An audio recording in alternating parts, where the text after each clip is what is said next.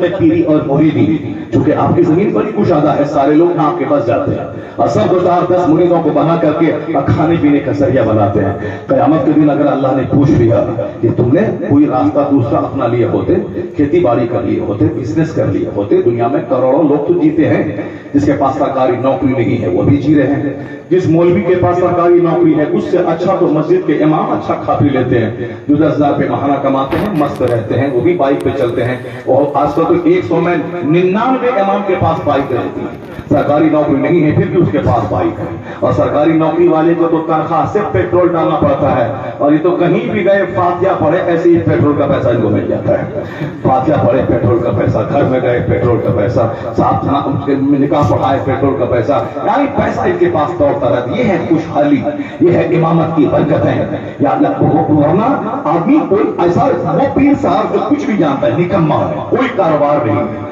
صرف غریب مریدوں کو نچوڑنا ہے، اس کا کھانا پینا ہے۔ امامت کر لیے ہوتے، کہیں جا کے درسم جا کے بچوں کو پڑھا لیے ہوتے، کوئی بزنس کر لیے ہوتے، اس کے بعد خالص مذہب کی خدمت کرنے کے لیے 10 مریدوں کو جنتی بنا دیتے،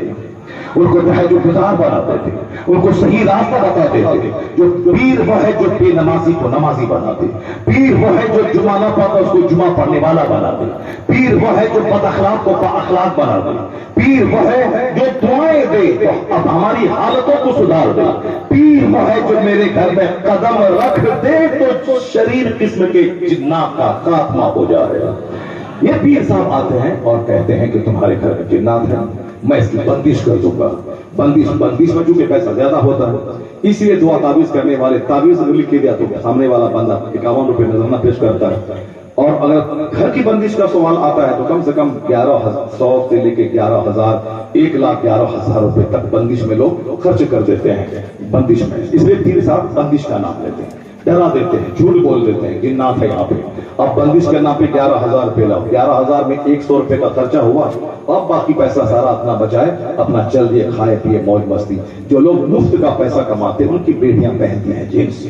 ان کی بیٹیاں پہنتی ہیں صاف پھٹے ہوئے کپڑے، ان کی بیٹیاں ٹی شرٹ پہن کر کے اسکول کالج جائے، ان کے بیٹے داڑھی موچ منڈا کے بارڈر میں رہتے ہیں، ان کے بیٹے چونکہ مفت کا پیسہ، اجمیر کا جو مجاور ہے جو جھاڑو مار کر کے پھول بیچ کے پیسہ کماتا ہے، ان کے ہزاروں بچے جیل میں بند ہیں عورتوں کی چھیڑخانی کی وجہ سے، ہزاروں بچے جیل میں بند ہیں۔ میں نے ماہ رمضان میں ان مستنڈے موٹے تازے لوگوں کو دوپہر میں کھانا کھاتے ہوئے دیکھا،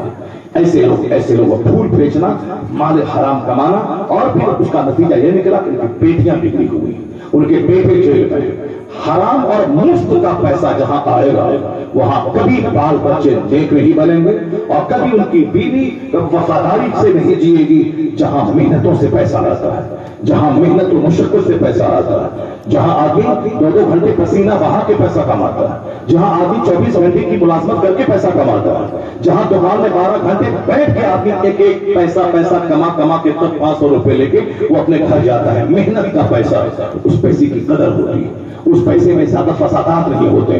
اس لیے ان لوگوں کے پیسے غریبوں کے پیسے ہوتے ہیں، اور ان کی بیٹیاں ساتھ انگلینڈ میں پڑھ رہی ہیں اور فخر سے کہتے ہیں کہ میری بیٹیاں MBBS کر رہی ہے، میرا بیٹا انجینئرنگ کالج میں پڑھ رہا۔ نماز پتہ ہی جو اپنے بیٹے کو نمازی نہیں بنا سکا وہ مریدوں کو کیا نمازی بنا پائے گا،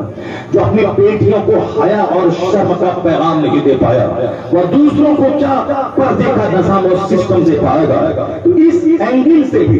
کہ غریبوں کا پیسہ لوٹے، اپنے بچے کو کالج میں بھیجیں تاکہ وہ نماز چھوڑے اور پھٹا ہوا کپڑا پہنے اور بندروں کی طرح چاروں طرف سے بال مون کے منہ میں گٹکا کھا کے ہاتھ میں سونے کی انگوٹھی گلے میں سونے کا چین پہن کے پاؤں میں دھاگا باندھ کے ایک رمیش اور عبداللہ میں کیا فرق ہے سارا فرق مٹا کر کے وہ صاحب دنیا دار بنے، غریبوں کا پیسہ دنیا داری پہ خرچ ہو رہا۔ اسی اینگل سے اس فتن و فساد کے وقت میں